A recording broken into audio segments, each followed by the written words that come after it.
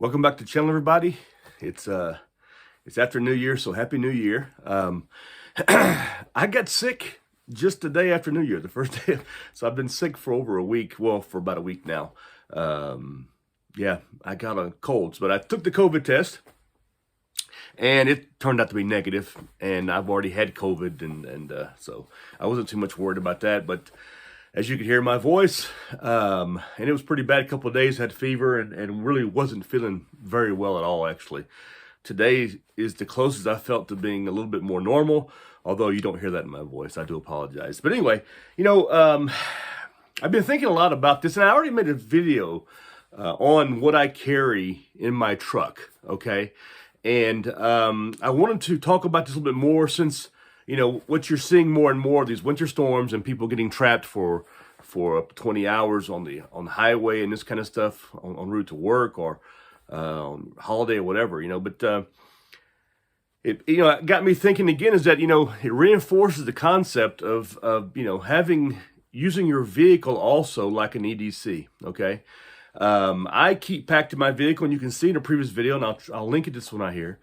I have a plastic tough box, sadly not in the very back of my truck because it gets wet. Matter of fact, I put everything in it, it all got wet, had to take it all out, clean it and dry it, and then repack and everything like that. Excuse me. And but I keep a lot of things in there that I may need. Not that I will need or use, but I may need, And it's important to have a kit in your vehicle, and everything that you'll need. And it's also not a bad idea is if you do walk out of the house, grab your run bag or a backpack, and carry it with you. And that's why it's important to have those 10 essentials with you, plus if it's winter time, winter stuff stored in your car. I keep a really nice, warm, water resistant, breathable, not a down, because here it's just too humid, but a insulated jacket from Helicontex. I think it's the level 7 or something like that. I keep in my truck. I never wear it. It's always in there if I need it, And I keep some wool caps, more than one. I keep in there with work gloves and gloves. And I could even suggest that in the wintertime, throw your winter boots in there, because if you're going to go hiking or something, you're probably going to drive up to where you're going to go. So go ahead and leave your winter boots in there and some nice, good merino wool thick socks for winter. But I have water in my truck. I have a toolkit, of course, for my truck. I have water. I have a battery bank just in case. So I don't rely so much on my vehicle to charge my telephone because you will run out of fuel. I mean, something here we're not allowed to do is carry jerry cans of fuel in our vehicles, although I have done it inside my vehicle. But now I have a pickup truck with an open bed so it can be seen and someone could run off with it, It's not likely here, but it could happen, And I have one I can mount in there, actually. I'm still thinking about doing it, but once I get my hard top on the back, then I'll be able to mount a lot more stuff in there and then store more stuff, not in the cab where I have it, but in the very back of the truck. But no matter what vehicle you have, you can store some stuff in there. Get yourself some cat litter, a big bag of cat litter, you can keep that in there because what it is will put weight on the back. And so it'll give you a lot more traction, but also you can use it if you want to, make yourself a little toilet or something like that. If you're too vain to or the weather just doesn't suit getting out of the vehicle, and you want to make yourself like with a pot or something like that, something that you can urinate in or even defecate in. You can get yourself a small bucket or something that's a folding bucket, and I keep a folding bucket in my vehicle, and I have cat litter in my vehicle because I do have 2 cats also. And it's not so much, it's for them, but I keep it in my truck until I really need to bring it into the house because I have a bag in the house. So it sort of covers 2 things, for me. It has that weight and I can use it just in case. It's primarily for me is for the weight, in the back, because like I said, I'm in a pickup truck. So I want that extra weight. And I put it in the back, in the floorboard of the back seat. This adds a little bit more weight in the vehicle. It's not a complete necessity because I'm not afraid to step out of the vehicle dig a cat hole and do my business that way. It doesn't bother me so much, so it's not a problem for me.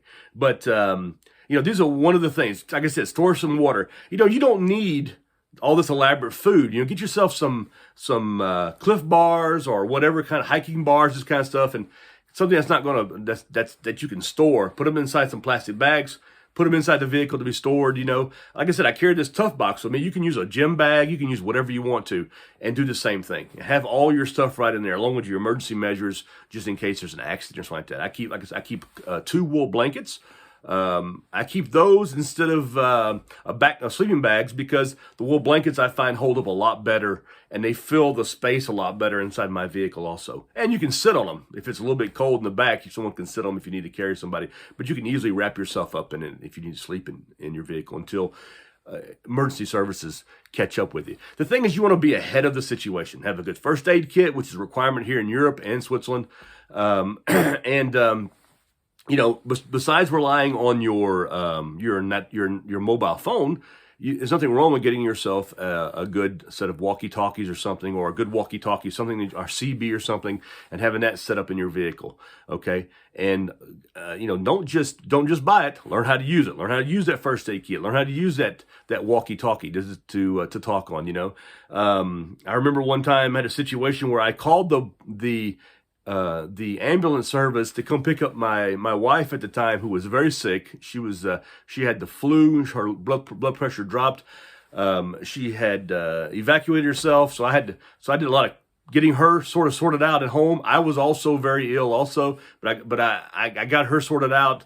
I got her prepared in a good stress position, so that she could relax, get her head down, and monitor her. I called the hospital, the ambulance service, the emergency, and I was so calm on the phone that they didn't believe me. So I had to really say, listen, you guys need to come here and bring, And so they only sent one ambulance, sadly, and that one ambulance was only good enough for my wife. They would not allow me to ride in the ambulance, so I had to follow behind them in my car. Which, like I said, it had all my stuff in it I would ever need, even for overnight stuff. But that's just the way it is, You got to be prepared to take care of yourself. And that's why knowledge and education is one of the most important parts of all of this.